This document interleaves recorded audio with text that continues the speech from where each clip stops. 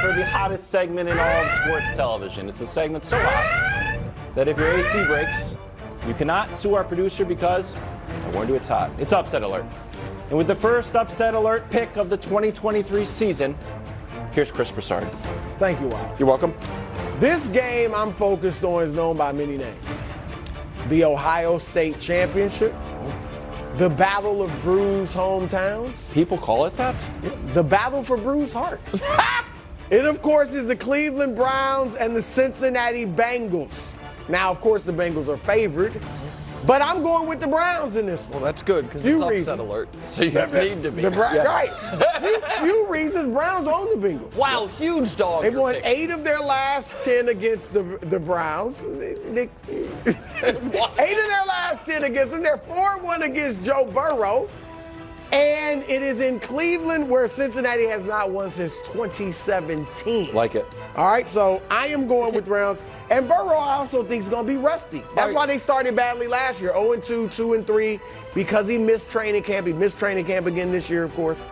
Before we move on, I just want to know, because it is a new season, and this side of the table plays kind of fast and loose with this segment. It's an alert, it's a prediction, all these things.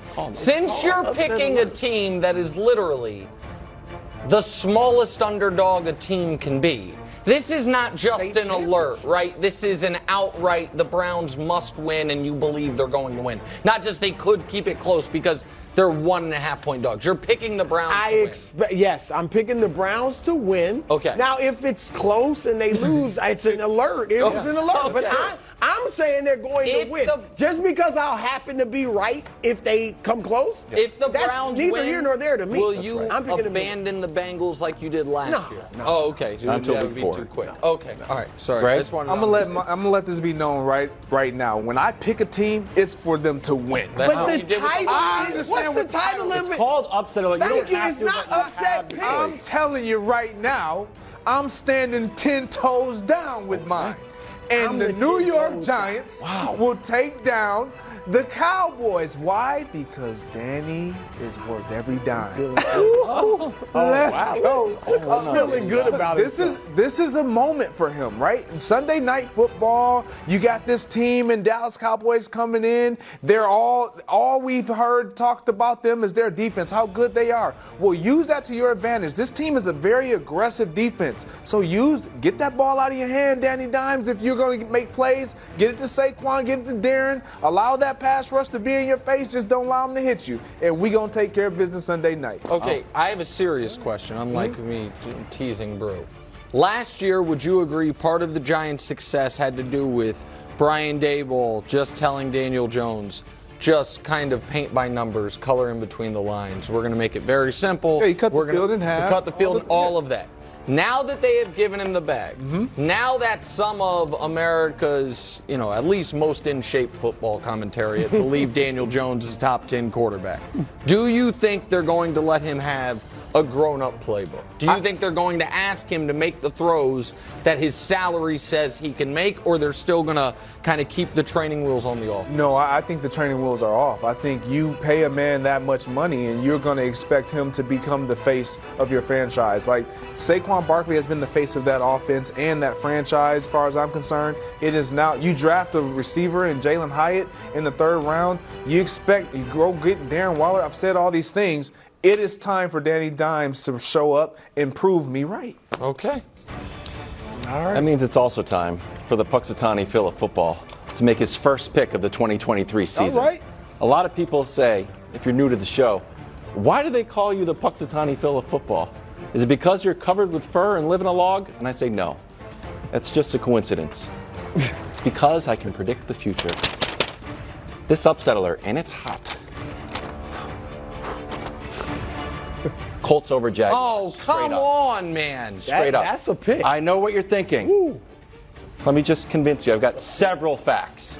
First of all, Colts have won 9 of their last games. 9 of their last 10 games, against the Jaguars in Indianapolis. Yes. Including 2-0 against Trevor Lawrence.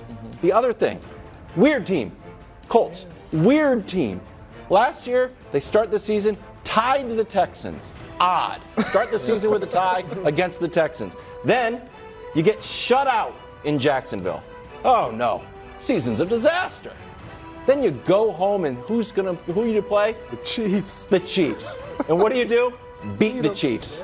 You're just a weird team. So that's number one, weird team. Reason number two, the mystery factor. What's this game going to look like? Does anybody know? Last night, Dan Campbell had to play the Chiefs. Dan Campbell kind of knew what was going on. You guys had 3rd and 2, sniffed it out, boom, behind the line of scrimmage. What's going to happen with Anthony Richardson and Shane Steichen? What are you watching? You're watching last year's Colts footage? I don't know. Is it going to be totally different? You're watching old Eagles footage? Well, Shane's going to do some of that. You're watching Florida tape? You got no idea what's going to happen. Then you got Anthony Richardson, rookie. I don't know what he's going to do. Is he going to just kind of wither on the vine? Or is he going to be like, I don't know, Cam Newton, who threw for 422 yards? Baker Mayfield came in and led the Browns back down 14-0. RG3 had a great game. So you don't know what you're going to get, and you might get a huge game. Reason number 3, Trevor Lawrence. Number 1 pick. Gatorade National Player of the Year. You would think he's comfortable being a favorite. He's not. He's comfortable being the underdog. Ooh. Let's look at Trevor Lawrence when he's a favorite. He's been a favorite 5 times. Done. Well, why doesn't he win five games then? He's 1-4 against the spread. Passer rating 69. That's not. When he's an underdog, he's 106. Wow. Two touchdowns, bro? This is when he's a favorite. Wow. 5 interceptions. When he's an underdog, he's got 23 touchdowns and 3 interceptions. And look, he's sad in the graphic. So for all of those reasons, and we didn't even play the Prince music, which I appreciate that, Hubs. I'm going straight up for my first pick. Okay. Colts was well over done. Jaguars. All right, I'm not Thank even you. going to focus on the disrespect to the Prince, how awful he made you look last year, how embarrassing it was for you personally and professionally when we have video of you literally kneeling before the Royal I didn't Trumpeters, bending one knee, I should say. I have a different question for you Go. before we get to... I got one more fact. Okay, that's fine. I forgot. Hey, Wilds. Yeah? Wilds, where do you pretend you went to college? Oh, Wisconsin. Who's I don't the best- pretend, who's but the- my wife went to Wisconsin. He so I root pretends for- because he went to a fake I school. root for the Badgers. Who's the best running back in football? Jonathan Taylor. Are they treating him with respect? Do they think they need him? Are they treating him the way he deserves to be treated? And do the football gods, are they going to reward the way they have jerked around Jonathan Taylor by giving Jim Irsay all the upper hand? Like, look, we can win without you, buddy. As I already talked about, that wouldn't make sense if we were talking about a normal team. This is a weird team. Last year, they fired their coach. Who'd they hire? Jeff Saturday, straight out of Bristol. Everyone's like, what's going on? That's not going to work. What does Jeff Saturday do against the Raiders when he's a 4-point underdog? Win outright. It's a weird team, and normal rules don't apply. Colts over Jacksonville. Well, listen, at least that's No, not this time, friend. It's right there. Not It's not this time. moving. It's not moving. All right. Let's go. I nailed it, Greg. I'm like a real athlete out here. Time now for the most money-making segment in sports television. Documented. Let's go. Nick's picks. Look at How the do hair. you become the Reuters pundit of the year? By going 58% against the spread. Documented. By going 62% in the playoffs. You know, I love this show. I almost was drawn away. There were some bookmakers in Vegas that asked me if I could help them set the lines. I said no. America needs me for these 3 picks every single week. First one. Just free money on the ground. Go pick it up. Is that Mike Tomlin as a home underdog?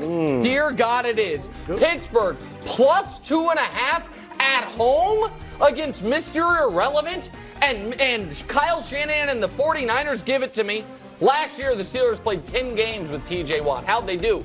8-2 straight up. Yeah, but Nick, there's a betting segment. How'd they do against the spread? Also 8-2. Mike Tomlin, in his career as a home dog, it has happened 21 times. 13 of those 21 he's won outright.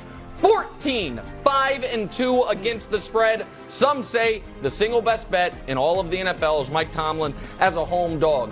I don't know that San Francisco with their new right tackle is going to be able to block TJ Watt and the Steelers. I do know that for the Niners, the number one objective is not to win this game. The number one objective is to not have to have Sam Darnold play in this game because Brock Purdy got knocked out of it. Steelers plus 2.5, pick number 1. Pick number 2. Talk about needing to do the sign of the cross. Patriots plus 4. Vegas. I'm on to you, Vegas. Line looks too good to be true. Greg Jennings, who doesn't gamble like all of the non-gamblers across America, said, and I quote, "Why isn't this line minus 10? Makes no sense. Everybody sees this. Why are the Eagles not bigger favorites? Wasn't the Patriots' big concern in camp their offensive line was in disarray? Yeah. Don't the Eagles have this amazing pass rush? Aren't the Eagles a team that just rolled over inferior competition last year? And I only have to lay 4 points? Something doesn't smell right about that. Last year, by the way, Jalen Hurts, or I should say in his career, 6-13 against the spread on the road. And as Wilds pointed out earlier, this century, defending Super Bowl losers, 4-19 against the spread in week 1. I'll take the Patriots plus 4. And then the last one. Thank you, Aaron Rodgers. Thank you, Robert Saleh, for convincing America of your nonsense. This game opened, as it should have been, as the Bills as 3-point favorites, because the Bills are going to win this game by 3 points. But all of the smoke, all the hard knocks, all the love, all the ayahuasca in the air has made people think, you know what? Let's bet the Jets. And now you can get the Buffalo Bills, who post Josh Allen's rookie year, 3 of their 4 season openers, they've won by double digits, as less than a field goal favorites. I like that. We don't love road dogs in Nick's picks. However, when it's less than 3, we can deal with it. So our 3 picks are Mike Tomlin catching 2.5 at home, Bill Belichick catching 4 at home, and the Bills laying 2.5 against the most overrated team in the league. That's a 3-0 weekend. That's a moneymaker, my friends. You want to take the Colts as a bonus. Okay. What was that? I don't know. I was trying to hit your top. Are the Chiefs It was a no. in deep trouble? Stop. Next. Stop it. Thanks for watching. Subscribe here to get more from the show and to check out clips from other shows on FS1.